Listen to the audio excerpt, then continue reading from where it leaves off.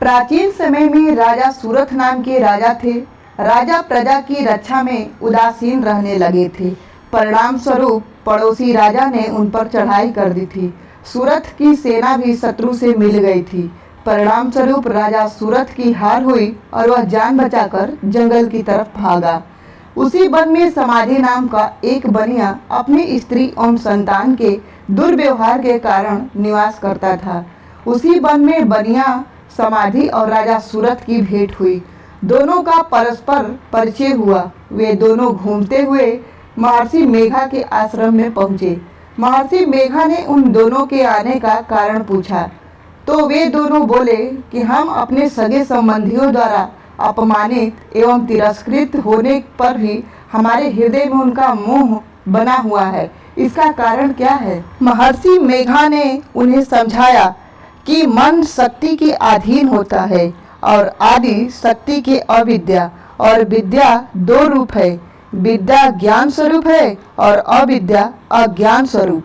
जो व्यक्ति अविद्या अज्ञान के आदिकरण रूप में उपासना करते हैं उन्हें वे विद्या स्वरूप प्राप्त होकर मोक्ष प्रदान करती है। इतना सुनकर राजा सूरथ ने प्रश्न किया, हे महर्षि, देवी कौन है? उनका जन्म कैसे हुआ? महर्षि बोले, आप जिस देवी के विषय में पूछ रहे हैं वह नित्य स्वरूपा और विश्व व्यापिनी है। उनके बारे में ध्यान पूर्वक सुनो। कल्पांत के समय विष्णु भगवान क्षीर सागर में अनंत शस्या पर शयन कर रहे थे। तब उनके दोनों कानों से मधु और कैटभ नाम के दो दैत्य उत्पन्न हुए। वे दोनों विष्णु की नाभि कमल से उत्पन्न ब्रह्मा जी को मारने दौड़े। ब्रह्मा जी ने उन दोनों को राक्षसों को देखकर विष्णु जी के शरण में जाने की सोची, परंतु विष्णु भगवान उस समय सो रहे थे। तब उन्होंने भगवान विष्णु को जगाने हेतु उनके नयनों में निवास करने वाली योग निद्रा की स्तुति की। परिणाम स्वरूप तमोगुण अधिष्ठात्री देवी विष्णु भगवान के नेत्र, नासिका, मुख तथा हृदय से निकलकर ब्रह्मा जी के सामने उपस्थित हो गई। योग निद्रा के निकलते ही विष्णु भगवान उठकर बैठ गए। भगवान विष्णु और उन राक्षसों में 5000 साल तक युद्ध चलता रहा। अंत में मधु और कैटभ दोनों राक्षस मारे गए। ऋषि बोले, अब ब्रह्मा जी की स्तुति से उत्पन्न महामाया देवी की वीरता तथा प्रभाव का वर्णन करता हूँ, उसे ध्यान पूर्वक सुनो।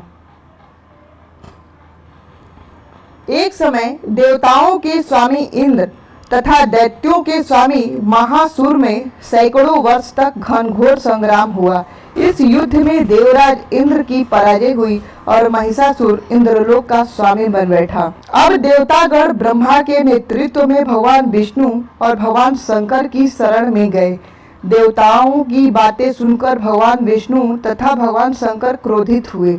भगवान विष्णु के मुख तथा ब्रह्मा जी और शिव जी तथा इंद्र आदि के शरीर से एक तेज पुंज निकला, जिससे समस्त दिशाएं जलने लगी और अंत में यही तेज पुंज एक देवी के रूप में परिवर्तित हो गया। देवी ने सभी देवताओं से आयुध एवं शक्ति प्रदान करके उच्च स्वर में अट्टहास किया, जिससे तीनों लोकों में हलचल मच गई। महिषासुर अपनी सेना लेकर इस सिंहनाद की ओर दौड़ा। उसने देखा कि देवी के प्रभाव से तीनों लोक आलोकित हो रहे हैं। महिषासुर की देवी के सामने एक भी चाल सफल नहीं हुई और वह देवी के हाथों मारा गया। आगे चलकर यही देवी शुंभ और निशुंभ राक्षसों का वध करने के लिए गौरी देवी के रूप में अवतरित हुई। इन उपरोक्त व्याख्यानों को सुनाकर मेघा ऋषि ने राजा सूरथ तथा बनिया से देवी स्तवन की विविध व्याख्या की।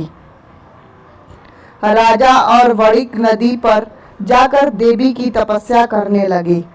3 वर्ष तक घोर तपस्या करने के बाद देवी ने प्रकट होकर उन्हें आशीर्वाद दिया। इससे वणिक संसार के मोह से मुक्त होकर आत्मचिंतन में लग गया और राजा सूरथ ने शत्रुओं पर आक्रमण करके विजय प्राप्त करके अपना वैभव प्राप्त कर लिया।